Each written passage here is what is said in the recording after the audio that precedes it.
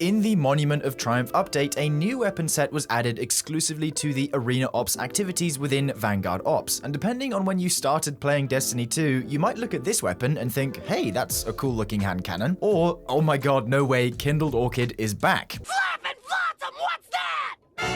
And I am of course talking about the return of all 11 legendary Black Armory weapons, a set that released way back during Season of the Forge in Forsaken, a little over 8 years ago now. Ever since the infamous content vaulting, these weapons remain nothing more than prized possessions inside of many people's vaults, self-included, but now that they're back, featuring updated perks, a sleek new shiny version, and a brand new origin trait, today we're going to discuss my personal god roll recommendations for each and every Black Armory weapon. So if you enjoy today's content, then please be sure to leave a like and subscribe, but without further ado, let's begin. First of all, we're going to break down the brand new origin trait, Forge's Kin. But before that, I want to reaffirm that in order to earn these weapons, they only drop from Arena Ops activities, and you can focus for the one you want inside of the focusing menu. But the threat level shotgun is the one exception and can only drop from the Insurrection Prime encounter in Pantheon Insurrection Prime Revolutionary. But after you get it to drop, you can purchase it repeatedly for spoils from there on. But anyway, back to the origin trait. Forge's Kin states Black Armory weapon final blows briefly grant significantly more ammo generation, reload speed, and damage against combatants when the weapon is redrawn. Buff potency and duration significantly increases for each equipped Black Armory weapon, which is a lot to unpack, so let's break it down nice and simple. Scoring a kill with any weapon or another Black Armory weapon grants your equipped Black Armory weapons 7 seconds of the Forge's Kin buff on your weapon tray, granting reload benefits, and at base with one Black Armory weapon equipped, this being the Bellowing Giant, hits for 2,819. Then with 2 Black Armory weapons equipped, this goes to 3,003, which is roughly a 7% increase in damage. Then finally with a 3rd Black Armory weapon equipped, and yes, Izanagi's Burden does count for this, and likewise with Jotun and Lemonarch, this hits for 3,185, which is roughly a 13% increase in damage. Not bad. However, despite Izzy, Jotun, and Lemonarch counting for this benefit, they themselves won't get them. They simply count as part of the set. It's only the legendary weapons that receive the damage and stat boosts. Basically, what this origin trait is encouraging you to do is run multiple Black Armory weapons, preferably 3, and you'll be rewarded with extra damage and stats. Another neat detail is that while Forge's Kin is active, the Black Armory weapon in question regains the Radiance cosmetic effect they all used to have back in the day on top of it. A very cool throwback indeed. So now let's get into the actual weapons, and to avoid the video getting too long, I'm only going to highlight what I believe the god roll is for all of them, as well as any niche or peculiar combos a given one might have. Starting with the Ringing Nail, a solar 450 RPM precision frame auto rifle. Gonna be honest with you, Chief, despite the buff to all legendary primary weapons of 30%, 450 autos are still not the greatest primary weapon archetype. They feel good to shoot, don't get me wrong, but overall aren't amazing. If you're looking for an energy slot auto rifle, something like the Snipe Hunt from SRL is much better with its god roll of jolting feedback gear shift. However, for Ringing Nail, I would recommend the following. This weapon gets incandescent in the left column, which is a relatively rare occurrence, and you can pair this with either Onslaught, Rampage, or Firefly. The gameplay you're seeing is with Onslaught, and it does feel pretty solid. It's always good to get a DPS increase from Onslaught, and pairing it with Incandescent makes it one of only 2 weapons with the combo, the other being Unwavering Duty, making this my preferred god roll. Coming up next, we have the Bellowing Giant Void Adaptive Frame Rocket Launcher, and I want to preface by saying that this is by far the best legendary Void Rocket in the game right now, mainly because it gets a nasty double damage perk combo of Lasting Impression plus either Aggregate Charge or Reaper's Tithe. Lasting Impression causes your rockets to explode on a delayed detonation, and it was actually buffed as well recently to provide a 35% increase to your explosive damage, up from the previous 25%. So when paired with Aggregate Charge or Reaper's Tithe, your rockets are now dealing a cool 68% or 77% increased damage respectively. And if you go the whole way with maximum buffs, debuffs, and artifact mods plus Gjallarhorn, this rocket is great for just spam dumping your reserves. Pretty good DPS too if used with Speedloader Slacks and Crackshot, which is what you're seeing here. Something I will probably cover in more detail in an upcoming Hunter DPS guide, stay tuned for that. Next up we have Blast Furnace, a kinetic 450 RPM aggressive burst pulse rifle, meaning it's the 4 burst archetype, which generally have always felt good in PvE. Anyone here remember the Go Figure from the Forsaken Forsaken era. Man, that was one of my favorite weapons back in the day. But enough getting sidetracked, what's the god roll here? In my humble opinion, the most consistent roll you're going to be looking for is Kinetic Tremors plus either Firefly or Chaos Reshaped. Go Firefly if you like explosions and good gun feel, or Chaos Reshaped if you're more patient and want a solid 35% damage buff at max stacks. Though there is one unique roll worth highlighting, and that is the same from before, but subbing out Kinetic Tremors for Bewildering Burst instead. And the reason why is because of the two-piece Vesper's Host armor set. Augmented Armaments reads primary weapons deal increased damage to disoriented combatants, and thanks to the compendium we know this is a 15% damage buff, and after having tested this myself it does feel really good. Especially with Chaos Reshaped, the weapon is dealing a ton of extra damage, and I'd recommend it if you're keen on building into primaries. It's very easy to trigger Bewildering Burst since all you need is one kill and a reload to get it going. Further to that, at time of video release we didn't have access to it yet, but the two-piece Iron Battalion set from Iron Banner also increases the damage of all primary weapons based on your weapon stat. The pinned comment will contain the exact percentages once we know, but this is something you could add on top as well to really juice your primary damage, and Blast Furnace is the perfect candidate. Because at one point in time, Blast Furnace was also part of the Brave arsenal during the Into the Light update, it gives you the choice to run the Indomitability origin trait as well, which as a reminder makes kills grant grenade energy if using a light super or melee energy if using a dark super. One of the most infamous legendary weapons, Kindled Orchid, has returned to us, the classic Void 140 RPM adaptive frame hand cannon. And well, if you played back then, you'll know that it got the double damage perk roll of Kill Clip Rampage, which it does in fact still have, but some other more modern perks too with a higher damage ceiling. First of all, I do think Kill Clip should be your default perk in the left column, but after that we have a lot of options in the right. Destabilizing Rounds, Rampage, Explosive Payload, and Magnificent Howl. So one by one, Destabilizing Rounds is a great pick since it gives you 5 seconds of volatile rounds on kill, an excellent splash damage perk, though if you're willing to do a bit of artifact build crafting, the Tablet of Ruin has a tier 1 mod called Volatile Marksman that grants you volatile rounds after scoring 3 rapid kills, giving you space for a different perk. But which do we choose? Rampage is the classic, simply score up to 3 kills and you get a maximum 33% damage increase. You might not know this, but Rampage got a buff a while back where stacks of the buff now fall off one by one instead of all at once. It's still quite a solid option, and purely for nostalgia reasons, I would firmly recommend it. Explosive Payload, on the other hand, gives less damage overall, but great stagger and effectively infinite range because the explosive component has no damage fall off. And finally, after some testing, I think Magnificent Howl is maybe what you should consider provided you are willing to get some precision kills, because you get massively rewarded for it. 55% increased weapon damage to be exact, gained by scoring precision kills and reloading, which converts those kills into stacks of Magnificent Howl. And the neat part is kills thereafter do not consume stacks if they are precision kills, and it works very well with Kill Clip since they're both reload-oriented perks. So pick your poison basically. Do you want all-round consistency? Go Destab. Want to add the artifact into the mix? Go Explosive Payload or Rampage. Want to hit some headshots? Go Magnificent Howl. Next up we have Threat Level, the one weapon which isn't earned from Arena Ops and instead drops from the Insurrection Prime encounter in Pantheon, which is the classic kinetic 140 RPM rapid-fire shotgun. And there are 2 rolls on this weapon which I want to highlight. First off, both 1-2 Punch and Trench Barrel are in different columns here, meaning you can maximize both your shotgun and melee damage if using something like a Bonk Titan build, but by far the more interesting combo is Cascade Point and All-Star, specifically with a specific artifact perk interaction. The encrypted data disk has the tier 1 mod Kinetic Synthesis, which makes kinetic weapon damage eventually spawn a kinetic ammo brick, and collecting said brick reloads your kinetic weapons and grants some ammo back. And All-Star is a damage perk that makes it so collecting ammo grants a 35% damage increase for 7 seconds. And yes, this does mean you can fire the shotgun literally infinitely without ever running out of ammo, as well as with permanent buff uptime, but it gets better. Cascade Point makes it so precision hits with your other weapons massively increase the weapon's rate of fire for a brief period. So when paired with something like the energy slot Arcane Embrace shotgun, which is a heavy burst frame, meaning one shot fits the 2 precision hits criteria for Cascade Point, making for a very fun infinite ammo shotgun damage rotation. Even better when paired with the Titan Exotic Gauntlets no backup plans that increase shotgun damage by 35%. We'll probably be cooking this up for a dedicated Titan DPS video as well.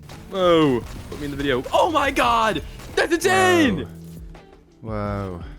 Put that in the video. Next is the No Feelings Arc 180 RPM Precision Frame Scout Rifle. Again, getting a rare combo because this time Volt Shot appears in the left column. And in the right, we've got options like Mega Neura, Explosive Payload, Gear Shift, or Rampage. And I'm just going to cut to the chase. I think your best bet here is Volt Shot plus Explosive Payload, because Explosive Payload feels really good on scout rifles due to their extended range, and Volt Shot being in the left is just a nice added bonus. Maybe you could go for Mega Neura, but Explosive just felt way more consistent for me. Not much else to say here really. Solid scout rifle is indeed solid. Coming up next, we have Stryker's Surehand, originally an Arc adaptive frame sword, but is now a Void aggressive frame sword, which by the way is the archetype that does a big heavy ground slam, and unfortunately it doesn't have Eager Edge, so it isn't a sword you'll be using for movement. However, it is loaded with damage perks in both the left and right columns, so I think the fantasy here is just going extreme damage stacking, leading me to recommend the god roll of Rampage Surrounded for a total 89% damage increase per swing when both are active and at maximum potency. And if paired with the encrypted data disk artifacts, you can use combination Argent Blade and Sword Storm combo to get a pretty fun sword loop going. But it isn't the most meta thing in the world, just more of a fun playstyle to try every once in a while. Tatara Gaze is up next, the Arc 72 RPM aggressive frame sniper rifle, which, while looking absolutely stunning, for PvE the perks leave much to be desired, and it doesn't help that aggressive frames are the weakest of all sniper frames because they fire too slow and don't do enough damage to compensate. Rapid fires win all day, and unfortunately Tatara cannot compete. But meta aside, I definitely think this weapon is more of a PvP pick, so I'm gonna recommend what I think the PvP god roll is, and any PvP players please correct me in the comments. Extended barrel, accurized rounds, snapshot, and closing time. Go hit some headshots, Guardian. Tempered Dynamo is next, and originally this was an Arc precision frame fusion rifle, but it is now an Arc aggressive frame fusion rifle, which luckily are actually quite good, but only in specific circumstances. Tempered Dynamo gets the role of Rewind Rounds Gear Shift, a new damage perk that stacks up to 5 times, leading to a 35% damage increase. Because fusion rifles fire multiple pellets per trigger pull, this allows Rewind Rounds to trigger the maximum number of times, meaning you can fire your entire reserves off without ever having to reload, which is great for sustained DPS, and when paired with, say, a Bolt Charge Titan with Anarchy, can put out some respectable numbers. Nothing earth-shattering, but pretty solid. Though because of its nature as an aggressive frame, beyond a certain range, your bolts will just not hit because the spread angle is so wide. So I would only advise using it versus bosses who are, number 1, massive units, or 2, you can get super duper close to. Korgos comes to mind from Desert Perpetual as he hits both criteria. Otherwise, if you're hellbent on using a fusion rifle, just use one with more range like rapid fires or high impacts. Not bad for Tempered Dynamo though. Second to last, we have the Hammerhead Void 450 RPM adaptive frame machine gun. And at this point in the game's life, there isn't much room for innovation left with machine guns, since just about every one of the most up-to-date ones have good damage and utility perks, and Hammerhead is no exception. There are lots of good options in the left column like Destabilizing Rounds, Rampage, Demolitionist. Then in the right, we have Mega Kill Clip, Onslaught, or Killing Tally. And it's ultimately personal preference, but my god roll would have to be Demolitionist in the left for some bonus grenade energy on kill and a convenient reload effect, then either Killing Tally or Mega Kill Clip in the right, because if you didn't know, Mega Kill Clip is a 40% damage buff that can last up to 20 seconds if managed correctly, though if consistency is all you really care about, Killing Tally will do just fine. Much like Blast Furnace, because Hammerhead was also part of the Brave arsenal, again you do have the option to choose Indomitability as the origin trait, which honestly I would, especially if you're using Demolitionist. Finally, the last Black Armory weapon on the list is the Spiteful Fang Stasis lightweight frame bow. Originally kinetic, but now stasis, and unless you're an absolute bow fanatic, I wouldn't really recommend using them since there are just better primaries out there these days, though I would indeed recommend the god roll of Headstone plus Firefly or Crystalline Corpse Bloom for double the stasis crystals, but it's still a bow, so you know. Overall, this weapon collection is seriously awesome and have been reprised in a very faithful manner. And come on, the aesthetics are actually unbeatable. I'm certainly going to be chasing several of these god rolls exclusively with the holofoil appearance, and a reminder to look out for the Vespers Host 2-piece and Iron Banner 2-piece sets for Blast Furnace. Makes the weapon feel really nice. Anyway, that has been my guide for the god rolls of every single Black Armory weapon inside of Destiny 2. If you found the guide useful, be sure to drop a like and subscribe, and I'll see you in the next one. Bye for now, dear viewer.